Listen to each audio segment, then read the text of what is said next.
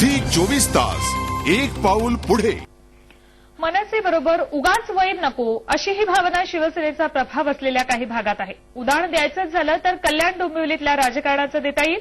तिथे मनसेचे नगरसेवक तटस्थ राहिले म्हणून शिवसेनेची सत्ता आली, म्हणजे अप्रत्यक्षरित्या मनसेनं मदतच केली। नाशकात मनसेचा पाय उठल्यास त्याचे परिणाम शिवसेनेला डोंबिवलीसह ठाण्यात भोगावे लागणार असं चित्र आहे। कल्याण डोंबिवली महापालिकेत मनसेचे तब्बल 28 नगरसेवक आहेत। या ठिकाणी शिवसेना भाजप मिळून 38 आणि 9 अपक्षांचा पाठिंबा धरून युतीचं संख्याबळ 48 आहे। काँग्रेस 15 तर राष्ट्रवादीच्या 14 जागा आहेत। ही आकडेवारी पाहता कल्याण डोंबिवलीत शिवसेनेचा महापौर बसवण्यासाठी मनसे नगरसेवकांची भूमिका महत्वाची होती। झालंही तसंच। मनसेचे नगरसेवक तटस्थ राहिल्यानं शिवसेनेचा मार्ग मोकळा झाला। मनसेने धाडसी निर्णय घेत काँग्रेस राष्ट्रवादीला साथ दिली असती तर वेगळं चित्र दिसलं असतं, मात्र तसं झालं नाही आणि शिवसेनेनं सत्ता मिळवली। मनसेनं तटस्थ राहून राजकीय शत्रू असलेल्या शिवसेनेला एका प्रकारची मदतच केली असल्याचं बोललं जात आहे। आता काहीशी स्थिती शेजारच्या ठाण्यातही आकाराला आली आहे। शिवसेनेला ठाण्यातलं मनसेचं सद्यस्थितीतलं बळ नाकारून चालणार नाहीये। ठाण्यात शिवसेनेचे सर्वाधिक 53 नगरसेवक निवडून आलेत। भाजप आणि आरपीआयच्या साथीनं महायुतीचं संख्याबळ 62 होतं, तर काही अपक्षांचाही महायुतीला पाठिंबा असल्याचा दावा केला जातोय। अपक्षांच्या कुबड्यांनी सेनेचा बालेकिल्ला शाबूत राहणार असला तरी ठाण्यात जोरदार मुसंडी मारणाऱ्या राष्ट्रवादीनंही हार मानलेली नाही।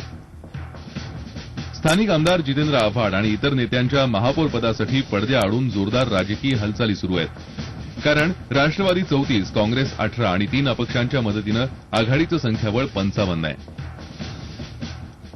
त्यात अनपेक्षितपणे मनसेच्या 7 नगरसेवकांची भर पडल्यास शिवसेनेची डोकेदुखी वाढू शकते। त्यांचं सत्तेचं गणित बिघडू शकतं। मनसेची भूमिका केवळ महापौर पदासाठी नाही, त्यानंतर होणाऱ्या स्थायी समिती, परिवहन समिती आणि शिक्षण मंडळाच्या निवडणुकीत महत्वाची ठरणार आहे। ठाण्यातले शिवसेनेचे नेतेही ही बाजू ओळखून आहेत। म्हणूनच नाशिकमध्ये मनसेचा महापौर होण्यात शिवसेनेनं खोडा घातल्यास किंवा अन्य काही राजकारण केल्यास मनसे त्याला प्रत्युत्तर देऊ शकते। खुद्द राज ठाकरे यांनी नाशिक भेटीत तसं सूतोवाच केलाय। लॉबिंग मलाही करता येतं ना,